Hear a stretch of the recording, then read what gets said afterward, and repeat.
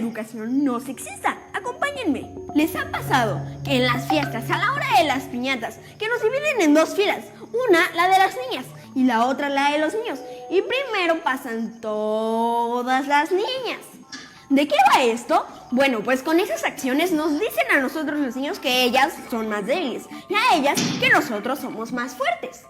En este libro leí la historia de Claudia, la única niña en la familia. Todos sus hermanos eran niños y solo por eso a ella le tocaba limpiar, ordenar y sacar la basura de la casa. Familias que gestan un entorno machista pueden impactar más adelante en la sociedad. En realidad, tanto niñas como niños, papás y mamás deben colaborar con las actividades de la casa por igual. Estás atorado en el tráfico y nada más de repente oyes ¡pip, pip, pip! ¡Quítate, estorbo! ¡Tenías que ser mujer! Papás que hacen esto, ¿qué ejemplo le están dando a sus hijos? ¿Y qué sociedad se está construyendo? Hola, ¿cómo estás? Bien, muy bien, gracias. ¿Verdad que se ven tiernos? Bueno, pues normalmente dicen que los peluches y muñecas son solo para niñas. Chanfle, a mí me encanta jugar contigo, Bruno. A mí igual, Chivaldo. Y recuerden que los juguetes como los peluches no son para un género ni edad específica. ¿Y tú? ¿Qué experiencias has tenido? En Periscopio Espacio nos encantaría que nos las compartieras. Yo soy Bruno Segura y adiós.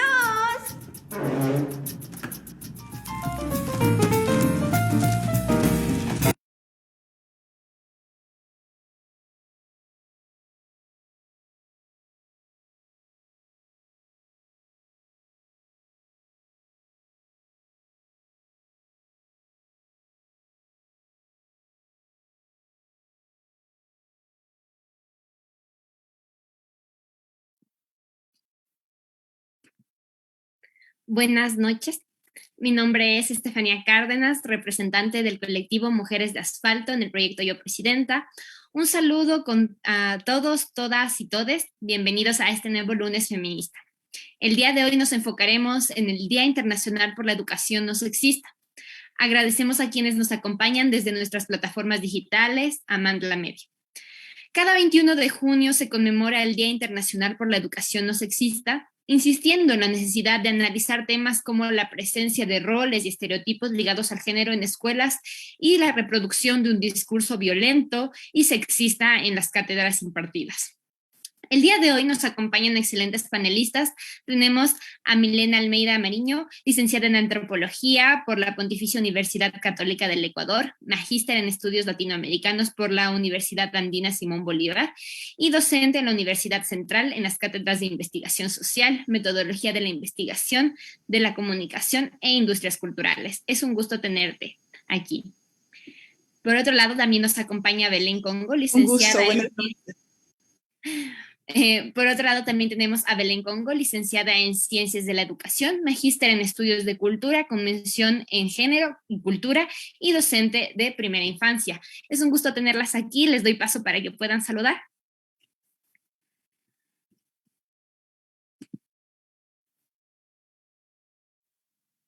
Bueno, pues mucho gusto, muchas gracias, Estefanía.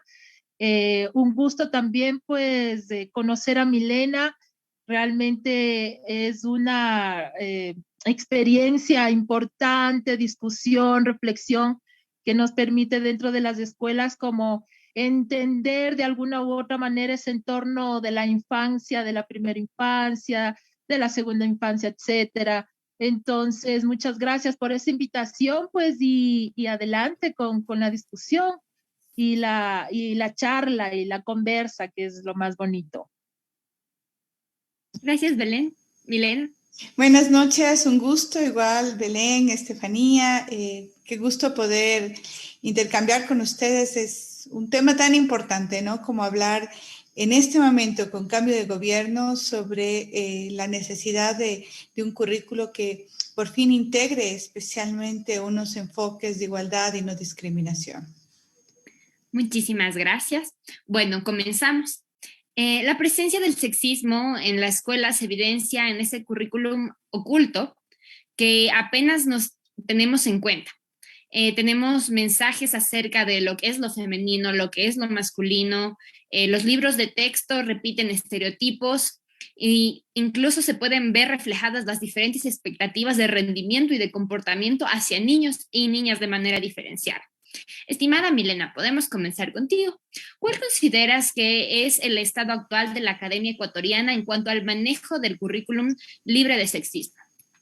Bueno, yo creo que es necesario mirar un proceso histórico bastante importante que se lleva desde la década del 90, ¿no? En el Ecuador, a partir de acciones como el tema de ubicar algunas acciones colectivas en términos de lo que significó los acuerdos y las acciones de Belén do Pará, ¿no? Belén do Pará señalaba y señala dentro del MESEBI transformar especialmente las formas de educación y también de comunicación, con este ámbito que tiene, que se denomina la transformación de patrones socioculturales, ¿no? Sexistas y heteronormados, que señala el MESEBI y que el Estado ecuatoriano firmó y que está dentro de los acuerdos, dentro de la Carta Constitucional, como de obligatoriedad y de obligatoria aplicación.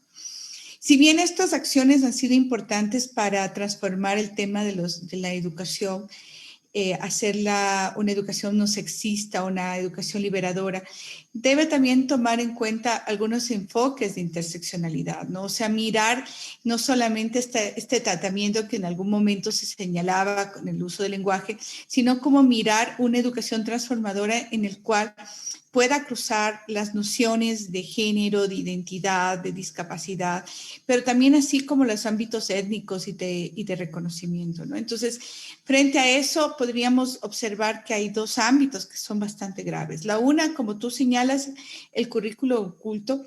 Si bien yo creo que han sido bastante las acciones que se han hecho, ¿no? Tanto en el tema de incorporar nociones de igualdad, cambios en el tratamiento, especialmente de los procesos de los textos escolares. También hay ciertos contenidos que todavía pesan. Te voy a poner un ejemplo. A mí me tocó hacer bueno, no me tocó. Yo trabajé para una consultoría elaborando textos escolares en el año 2017, en una materia que daban, creo que a los estudiantes de quinto y sexto curso, que se llama Educación para la Ciudadanía. Y empezaba el texto con algunos ámbitos que tenía la Constitución ecuatoriana, por ejemplo, en las que se señalaba explícitamente el tema del derecho de las personas desde la concepción. ¿Sí? Entonces, cuando comienzas tú a mirar estos ámbitos y comienzas a escarbar, dices, bueno, ¿cómo se construye sobre todo ciertas nociones en las cuales no se está reconociendo algunos avances en materia de derechos a nivel internacional? Segundo, ¿cómo ese mensaje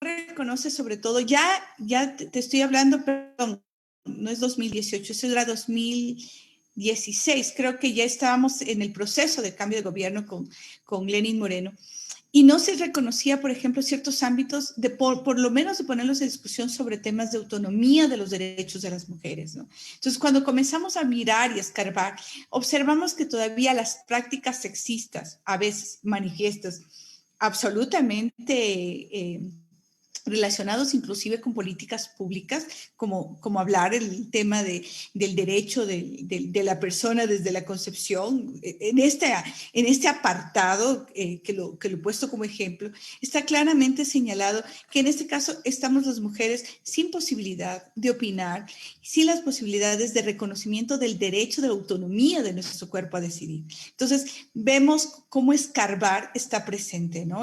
Solamente esto para ponerlos un ejemplo y dejar como la tónica para seguir conversando. Muchísimas gracias, Milena. Exactamente, tú nos ayudas a reflexionar un poco sobre la importancia de construir este nuevo mensaje en el currículum, uno que reconozca los logros en temas de derechos que se han conseguido para las mujeres y para evitar el sexismo. Bueno, continuando. Sabemos que la literatura usada en los centros educativos en muchas ocasiones no termina de responder a las necesidades sociales de eliminar las brechas de desigualdad entre hombres y mujeres.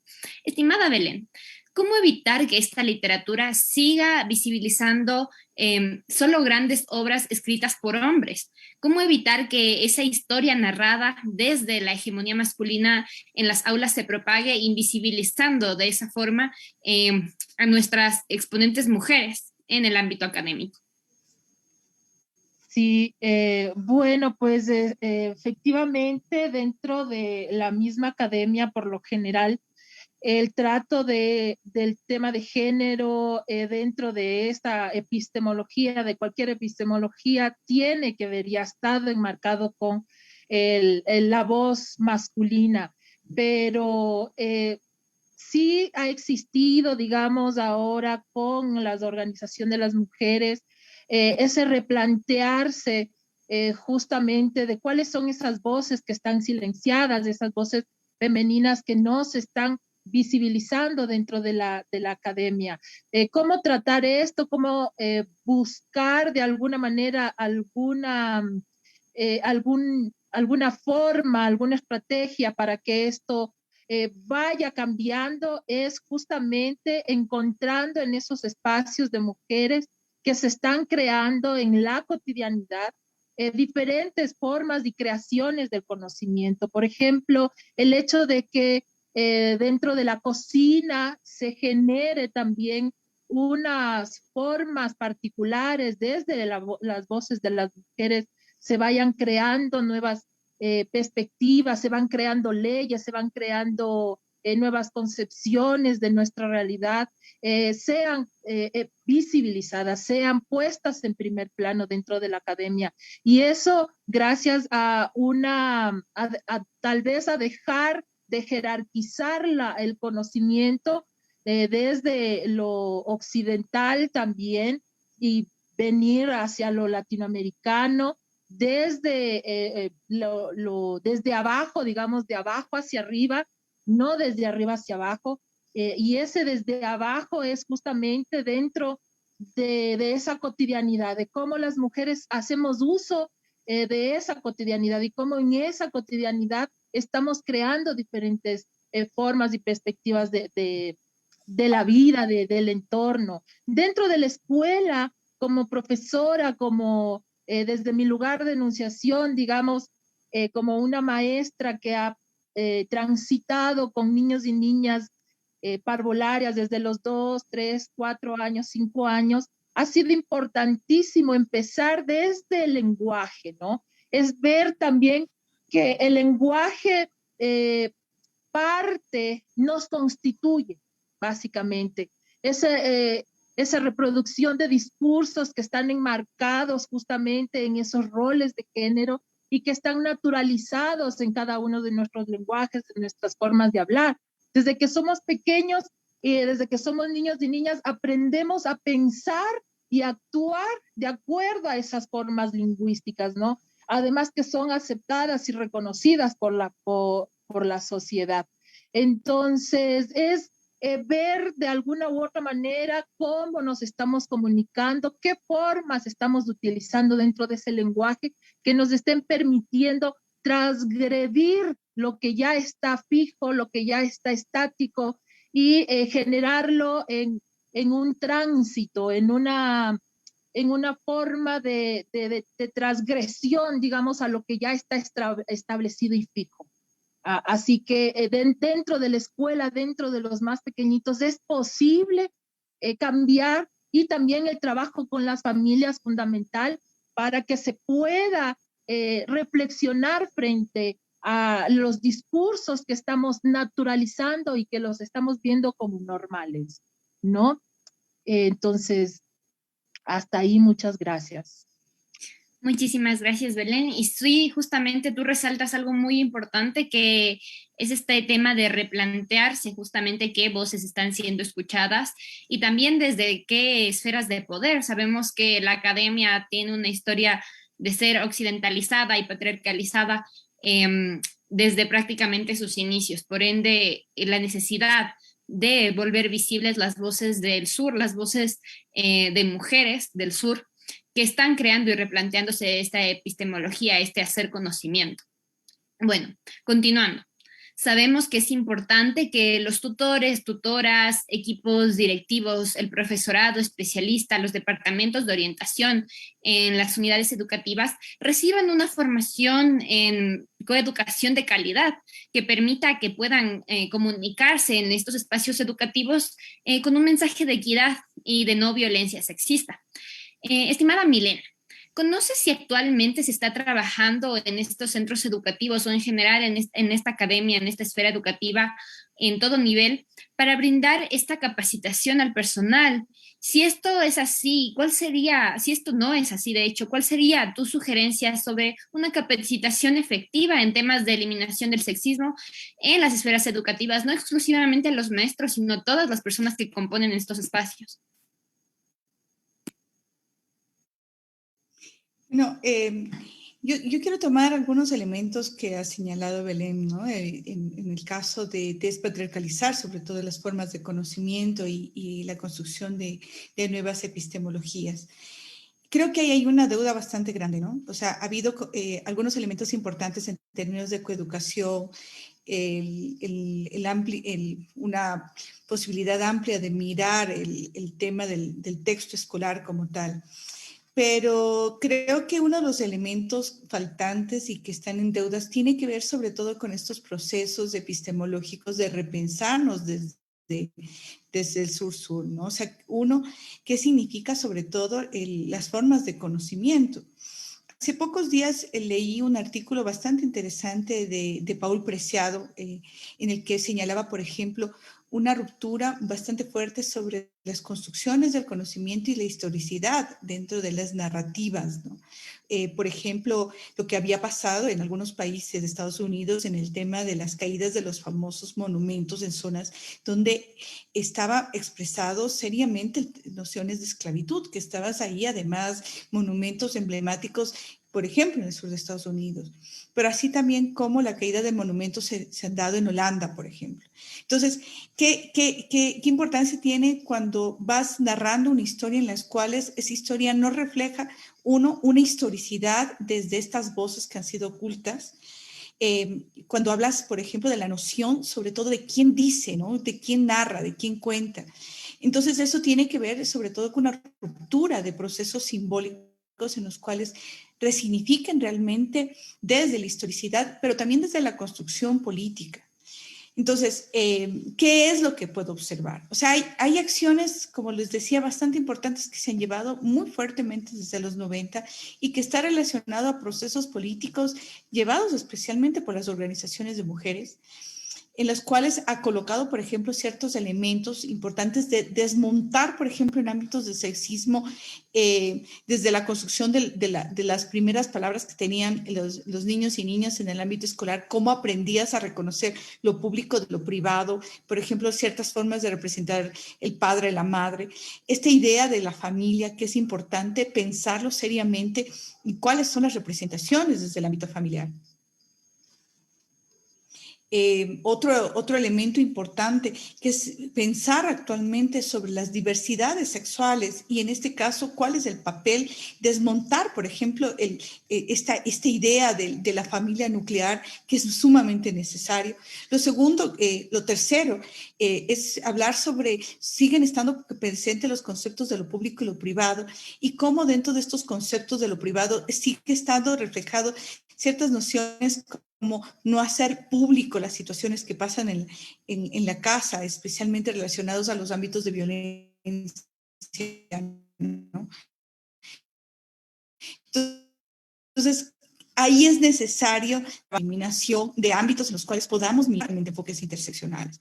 Entonces, yo una de las cosas que observo es que sigue manejándose, si bien en algunos términos digo, hemos avanzado fundamentalmente enfoques de coeducación, especialmente las escuelas mixtas, romper, por ejemplo, ya en algunos temas de trabas que tiene el uniforme escolar, todavía el desmontaje, sobre todo, de una educación que permita revisar especialmente los procesos de narrativas y de historicidades, siguen estando muy lejanos, ¿no? ¿Quién narra? ¿Quién dice? ¿Desde dónde hablamos? Te digo, desde la universidad, pensar desde la universidad, qué difícil que ha sido, por ejemplo, que solamente el silo investigadoras, donde podamos nosotras poder ver desde el microsílabus la posibilidad de ir construyendo desde estas prácticas en las cuales podamos decolonizar realmente el aprendizaje y despatriarcalizar, ¿no? Esa es una tarea que que sigo viendo pendiente y de la cual no te podría señalar, por lo menos no conozco, quienes han colocado estas dinámicas de desmontaje, especialmente en los ámbitos micro, meso y macro currículo, el tema sobre todo del conocimiento. Muchísimas gracias, Milena. Y sí, justamente tú al principio hablabas un poco de este tema de la simbología, de lo que estamos viendo en la historia, que es muy importante porque además ha sido un proceso de resistencia y contrarresistencia muy fuerte, especialmente cuando hablamos de qué vemos en las plazas, por ejemplo, qué se está construyendo desde la historia. Y por otro lado, también nos hablas de la importancia de replantearnos estos binarismos que se reflejan en las cátedras de manera explícita, implícita, el ámbito público, privado, y también pensar incluso más allá de lo binario en cuanto a diversidades sexuales. Justamente esta suerte de decolonizar, despatriarcalizar el sílabus y el contenido educativo en general. Muchísimas gracias, Milena. Bueno, continuando, conocemos que actualmente existe un reparto poco equilibrado entre hombres y mujeres de cargos y responsabilidades en las escuelas en general, mismos que desencadenan en una cultura sexista. Belén, ¿me podrías decir cómo evitar que esto suceda, especialmente cuando hablamos de actividades que ayudan en la formación, como es, por ejemplo, limpieza de aulas, el cuidado de otros estudiantes, porque incluso en este tipo de actividades se ve reflejado muchos de estos estereotipos y roles de género? ¿Cuál es la responsabilidad tal vez de los profesores, los tutores que están al frente de estas actividades? Bueno, pues nuevamente mi lugar de enunciación como profesora de párvulos de la primera infancia, ¿no? El, el trabajo con los pequeñitos y las pequeñitas siempre ha estado en el marco de la igualdad de condiciones frente al trabajo, ¿no? Entonces, ese aspecto de trabajo con los más pequeñitos frente a los adultos que nos están rodeando, por ejemplo, la señora que limpia por lo general, la señora que limpia las aulas es una mujer, el que hace las reparaciones, es decir, el trabajo más pesado, que es los muebles, la electricidad, por lo general son hombres. Entonces, los ejercicios, digamos, o las estrategias en las que se pueden poner en evidencia este tipo de roles del trabajo, de diferenciación del trabajo, conversarla y dialogarla con los mismos pequeños. Dentro del currículo nacional, como profesora que tengo que planificar semanalmente, por lo general el trato tiene que ver con la diferenciación física, ¿no? Es decir, yo biológica, es decir, yo hombre tengo mis órganos sexuales masculinos y las mujeres sus órganos sexuales femeninos, entonces ahí nos vamos diferenciando, pero eso no está dando cuenta realmente de cómo ese entorno, esa dinámica está transitando, está deviniendo, está aconteciendo, ¿no es cierto? Entonces, gracias a cómo nos estamos relacionando entre nosotras mismas, nosotros mismos como pares, así como yo niño, yo niña frente a un adulto o una adulta y cómo está trabajando, cuáles son las herramientas que utiliza, cuál es desde el trabajo que está realizando, juntar todas esas formas, esas acciones, esos quehaceres y reflexionarlos con los más pequeñitos. y con las más pequeñitas. Entonces, cuando estamos, por ejemplo, en el juego libre, cuando es el juego libre, luego de haber dispuesto como maestra diferentes materiales, recursos que puedan dar a los niños la posibilidad de reflexionar, de deconstruir justamente esos roles ya determinados y fijos, a partir de ese momento tan libre, digamos, como maestra, recojo parte de sus discursos, de cómo hablaron, de lo que dijeron, de cómo se relacionan, y eso enmarcarlo en dudas. A ver, ¿y cómo piensan ustedes? ¿Y qué es para ustedes? ¿Por qué solo la señora tiene que limpiar?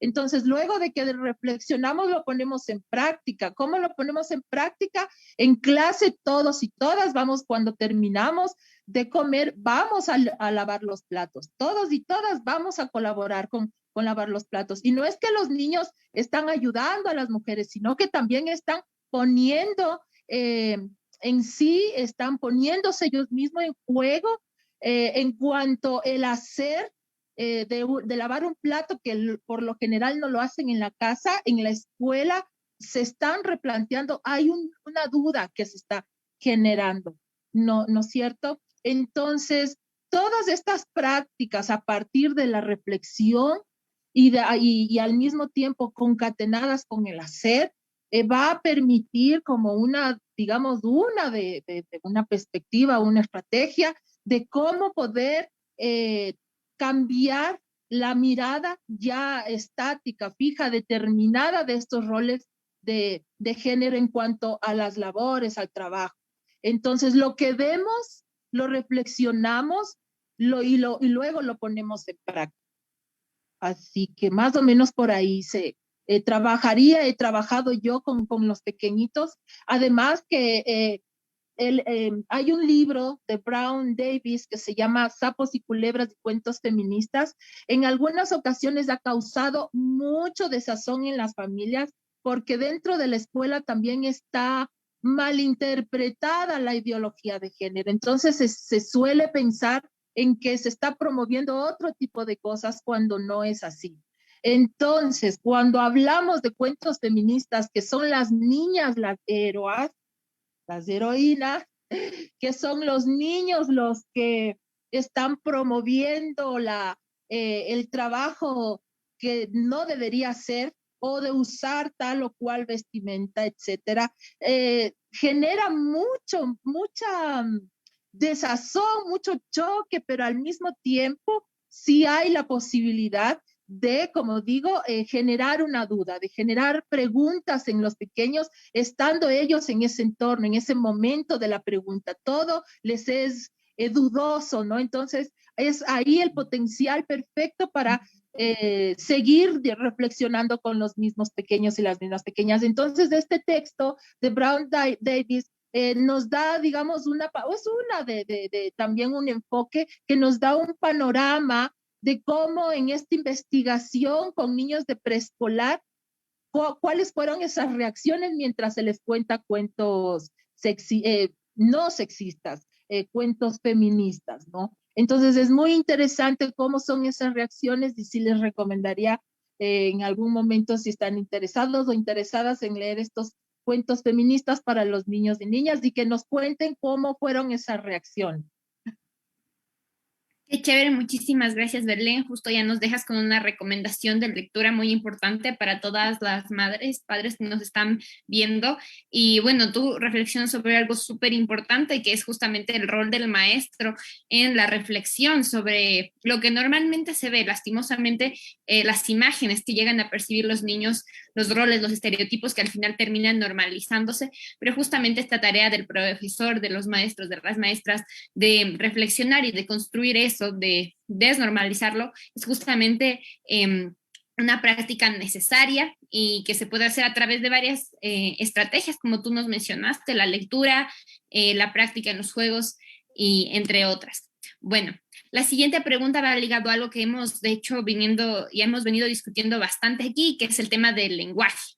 Estamos en una urgente necesidad de utilizar un lenguaje incluyente e integrador en el que las niñas, los niños se sientan identificados y reconocidos también, pues vemos que existe una cultura de aprobar cierto contenido, cierto material o comentarios que son machistas, que están permeados por esta cultura patriarcal de la academia o en general, y esto lo hacen incluso desde el cuerpo de docentes o incluso desde otros estudiantes.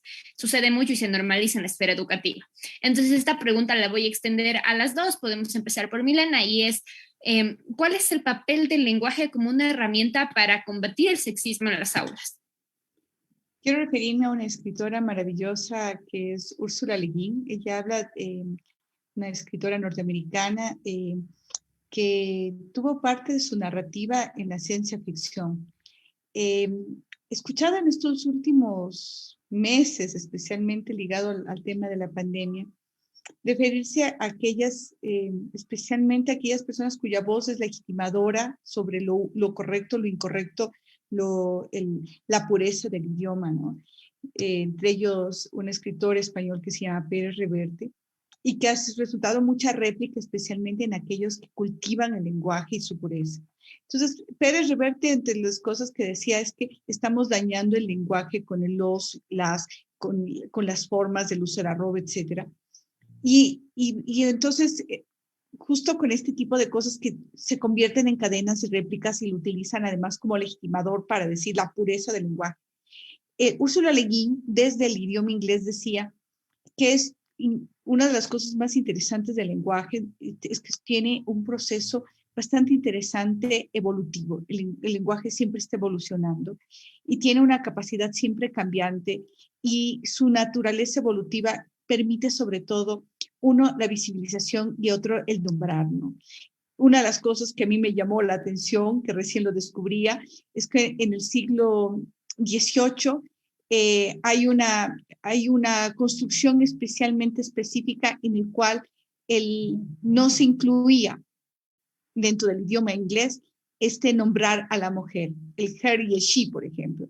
Y una de las cosas en el plural, incluso, uno de los ámbitos es el they, ¿no? Cómo incluir un él y un ella dentro del lenguaje. Entonces, cuando le preguntan a Ursula Le Guin sobre el tema del lenguaje, le dice, pero si el lenguaje es evolutivo, fíjense cómo el propio idioma va incluyendo el él y el ella en una necesidad de ser nombrado. Uno de los temas, ¿por qué hago esta referencia? Es porque el lenguaje tiene una característica importante que es evolutiva. El lenguaje evoluciona frente a las necesidades de la población. Se han incorporado una serie de palabras de uso tecnológico en inglés y los incorporamos. Actualmente utilizamos palabras que no existen en español y los hemos incorporado, como la palabra la implementación, no existe. Ciertos ámbitos, por ejemplo, que las lógicas de las proyectitis los incorporamos y nadie mira por qué razón utilizamos las palabras laptop o estamos hablando del WhatsApp o del cuando no son palabras del español, pero las incorporamos. Entonces, si el lenguaje es evolutivo y tiene la posibilidad de incorporar, ¿por qué la resistencia de incorporar, por ejemplo, la posibilidad de nombrar el él y el ella o el ella cuando estamos hablando sobre todo de un lenguaje que no esté cargado sobre todo de binarismo? El problema profundo de quienes frente a esa pureza del idioma se resiste, es que el lenguaje constituye la fuerza más importante del poder. Y el ejercicio patriarcal, no hay ejercicio más patriarcal que aquello que determina cómo hablar y quién debe hablar y quién define o quién no, quién incluye o quién no incluye. Entonces, si no desmontamos esas lógicas en las cuales miramos la pureza frente a la práctica idiomática solamente en dimensión de quién me dice qué está bien y qué está mal, pero sin embargo incluye idiomas extranjeros, que muchas veces ya lo hacemos, ya nadie habla del mensaje, sino del whatsappear. O sea, ¿cómo logramos incluirlos y hacerlos el uso tan común? Pero la resistencia frente al ejercicio que tiene de nombrar lo femenino, o aquello que dentro del género está sobre esta dimensión del no binarismo, hay unas resistencias. Esas resistencias son pensadas bajo unas lógicas jerárquicas en las cuales la palabra es poder. Y mientras se nos niegue la posibilidad de ese poder y de fortalecernos frente al nombrarnos, estaremos siempre luchando frente al ejercicio patriarcal de unas jerarquías absolutamente determinadas. Y les puedo decir que hay dos cosas que yo este último tiempo me he quedado siempre pensando. La una, sobre estos ámbitos, sobre estas condiciones en las cuales educamos a niños y niñas frente a visiones sobre todo de una educación en la cual todavía sigue estando presente esta dimensión de lo carreño, que yo siempre digo, ¿no? El educar bajo el manual de el comportamiento, ser bien educado, bien comportado, cómo hablar al mayor, cómo se debe tratar al menor, esta dimensión de minorización. Es bastante interesante cómo se refuerza en ciertos momentos, ¿no? Y el meme se constituye además una cuestión que ha naturalizado el golpe al niño, a la niña, una naturalización gravísima, especialmente de quienes ven en nuestras generaciones que no hemos sido traumados porque hemos sido educadas con el látigo, con la chancleta, ¿no? Esa es una cosa muy grave, porque de alguna manera se naturaliza un ejercicio de la violencia. Y el segundo, el tema sobre esta dimensión inclusiva, supuestamente, que el lenguaje estaría diciéndole con la noción en la cual agrupamos para no desgastar o dañar el lenguaje, que vuelve nuevamente esta dimensión de la pureza, ¿no? Entonces, creo que es necesario desmontar, y lo digo en este momento, porque se está dejando en libertad, y esto está pasando en España, y a mí me preocupó muchísimo cuando gana Lasso y hacen esta primera carta de compromiso de la Carta de Madrid, cuando en España una de las cosas que ha retornado con muchísima fuerza es que las escuelas escogerán cómo educar a niños y niñas, y que se deje más o menos en libertad a las escuelas religiosas. Pues la política debe ser pública y universal en términos de educación, y no se puede dejar a un lado algo conseguido a nivel de políticas, que es especialmente la educación laica. Y en esa dimensión creo que es necesario plantearnos desde ya cómo la educación laica debe ser una educación que aparte totalmente estos reconocimientos o estas formas en las cuales se pone en primer lugar supuestamente las construcciones religiosas para educar. La educación, en primer lugar, tiene que ser laica y debe cruzar sobre todo estos sentidos de interseccionalidad y romper sobre todo con estructuras históricas que han levantado fundamentalmente una historicidad y una narrativa que ha colocado siempre a la mujer al margen. Les voy a poner el ejemplo más grave, es como seguimos llamando guarichas a las mujeres que lucharon por la independencia como sinónimo de puta, de prostituta, de mujer de la vida. Cuando lo que tenemos que nuevamente levantar es dentro de esas narrativas, quiénes son aquellas personas que han estado, a quienes ponemos monumentos y placas. Es necesario repensarnos seriamente cómo construimos nuestra historia, cómo construimos esa narrativa. Y desde ahí nombrar es significativo. El decir guaricha, nombrarla es una mujer que ha estado en la lucha heroica, y no es lo mismo decir guaricha que es decirlo como puta. Entonces, ahí cabe el lenguaje, ¿no? La importancia que decía Úrsula Le Guin del lenguaje evolutivo y cambiante. Muchísimas gracias, Milena. Le doy la palabra a Belén. Sí, totalmente de acuerdo. Pues ya Milena nos ha dado una verdadera amplia y digamos perspectiva de cómo el lenguaje tiene estas relaciones de poder, cómo está bajo esas relaciones de poder, y también cómo ese lenguaje viene de un lugar determinado, ¿no? En mi caso, como profesora y también como estudiosa de de la etnoeducación, que es una educación que tiene que ver con una educación con raigambre africana, es decir, una educación que tiene que ver con una comunidad particular que es la negra. Ahí, por ejemplo, en este aspecto, cuando estamos hablando desde el lenguaje vivo, hablado, desde la palabra oral, ese lenguaje está configurado a partir de cómo nos relacionamos justamente con ese entorno. ¿Cuál es esa particularidad propia desde la comunidad negra que nos estamos relacionando? La inclusión del lenguaje dentro del aula de clase, fundamental, el nombrar dentro del aula a los niños, a las niñas, si alguien está tomando la palabra, que sea justamente poniendo al niño y a la niña, y ya hablar de los niñes resulta en mucho diferente, que no se logra entender muy bien, pero que justamente con el acercamiento a esta marginalidad fuera de la heteronormatividad, fuera de lo que ya está preestablecido como este binarismo, sí logramos abrir nuestra perspectiva, abrir nuestra mirada, ¿no es verdad? Entonces, desde la etnoeducación, como los niños y las niñas de Esmeraldas y del Valle del Chota, aquí en el Ecuador, tienen sus formas particulares de relacionarse, de mencionar, hacen uso del código lingüístico de una forma muy particular. Entonces, por ejemplo, en Esmeraldas, cuando hablamos de estas deidades que tienen que ver con estos seres míticos que no tienen un género, ahí, por ejemplo, está la tunda, que no tiene un género, es ella, porque esta tunda, que es la protectora de los bosques, es protectora, vive al lado de los ríos, esta protector, no tiene ese género.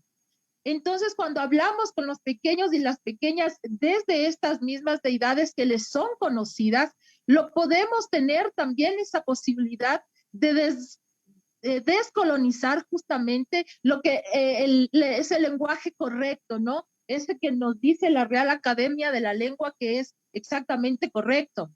En estos estudios etnoeducativos tenemos a un personaje muy importante que es Juan García Salazar, investigador afroesmeraldeño, autodenominado obrero del proceso, ya fallecido, que él nos hablaba de que la palabra oral, esta palabra viva, este lenguaje vivo que está en la cotidianidad, si se lo enmarca si se lo aterriza en la palabra escrita, tiene que estar justamente escrito con tal cual se lo habló. Por ejemplo, si en Esmeraldas nos comemos las palabras, nos comemos algunas letras, escribirlo, aterrizarlo exactamente ese lenguaje oral, aterrizarlo en lo escrito, pero tal cual fue dicho, para que ese lenguaje oral aterrizado en lo escrito, cuando se lo lea, también pueda ser escuchado mientras se lo está leyendo. Entonces es cómo mantener esos códigos particulares, esos códigos lingüísticos propios de, por ejemplo, en este caso de la comunidad negra, cómo hacerlos, tal vez de inmortalizarlos a lo largo del tiempo en esta palabra escrita, pero tal cual fue dicha, hablada, usada. Entonces, y en definitiva, ese lenguaje dentro de cada una de las aulas, de los espacios, deberíamos, tal vez no el deber ser, pero sí tiene que estar frente a cada uno de esos entornos culturales también importantes, particulares, que nos permiten relacionarnos de una forma u otra. Y asimismo, con el que está fuera de esa comunidad, de esa etnia. Entonces, ¿cómo yo hago uso de mi lenguaje para relacionarme contigo, para que nos entendamos, y cómo ese mismo para el otro, para que nos entendamos con el otro, ¿no? Y siempre de forma inclusiva y siempre manteniendo a cada una de los miembros de esa comunidad visibles, ¿sí? Entonces eso y muchísimas gracias. Muchísimas gracias, Belén, Milena. Nos dejan con una reflexión súper importante y muy enriquecedora sobre cómo el lenguaje evidentemente está en evolución y evidentemente es muy contextual. Hablamos de romper con ese lenguaje heteronormativo creado desde la autoridad colonial que aún existe y que lastimosamente se ha creado como una norma que tiene que ser seguida en las aulas, en la forma de escribir, en la forma de hablar. Y también nos hablan muchísimo de esto, nos hablaron ustedes dos de lo enriquecedor que es apreciar justamente el lenguaje que se está creando en los diferentes territorios, del lenguaje hablado, de la cultura oral, de este patrimonio lingüístico que si no es plasmado así como tal, escrito, se puede incluso perder, lo cual sería una lástima. Nosotros en nuestro contexto ecuatoriano utilizamos muchos quichuismos, utilizamos muchas formas de lenguaje que no necesariamente se apegan a esta heteronormatividad del lenguaje creada desde una cultura colonial. Entonces es muy importante reflexionar sobre eso. Bueno, estamos llegando ya a la parte final de nuestro conversatorio. Primero quisiera agradecer a Milena y a Belén por su colaboración. Agradecemos de igual manera a quienes nos acompañaron este lunes feminista. Quisiera resaltar unos comentarios que tenemos. Norma Carrillo nos dice saludos desde la Asociación de Discapacidad de Mindo, noroccidente de Pichincha. Y Maritza Gamboa nos dice saludos desde Ambato. Los derechos son progresivos. Lo que no se escribe no existe. Se debe seguir trabajando en la inclusión de todas y todes. Muchísimas gracias. Tal vez unas últimas palabras para despedirnos, Belén, Milena. Les dejo el micrófono abierto. Muchísimas gracias. Creo que es solamente hablar de estos, me quedan algunos temas que no hemos planteado, ¿no? Mientras sigamos mirando la educación como una práctica en la cual se ha hecho una extensión especialmente de una dimensión en las cuales las mujeres son casi las que, de acuerdo a los datos, son 65% de mujeres educadoras. La Universidad Ecuatoriana, por lo menos la Universidad Central, tengo datos de que el 51% son mujeres, es decir, hemos superado ciertas brechas de género en cuanto al acceso a la educación, pero lamentablemente no ocupamos cargos de representación. La Universidad Central del Ecuador hasta ahora no ha tenido una mujer rectora de la universidad. Eso da cuenta sobre todo cómo las jerarquías, y para hablar de la educación, mientras no tengamos espacios de representación o sigan estando el famoso suelo pegajoso, los techos de cristal, estaremos todavía hablando desde el margen, ¿no? Entonces es importante mirar cómo estos procesos deben cruzar todos los ámbitos, desde el macro, el meso y el micro currículum, y hacerse efectivo especialmente en espacios de representación. Una segunda cosa que quiero hablar es que es necesario pensar y repensar sobre ciertas prácticas o estrategias que nos destinan a las mujeres como si fuéramos como que si nuestra vida estuviese conducida para ciertos cargos, ¿no? Especialmente mirar la importancia de las mujeres en las ciencias, es un tema que es vital hablarlo. La capacidad de las mujeres sobre ciertas áreas, por ejemplo, que nos han dicho que somos inútiles o nos servimos, como las matemáticas, ¿no? O en los cargos de jerarquía, especialmente en procesos de laboratorios como científicas, etcétera.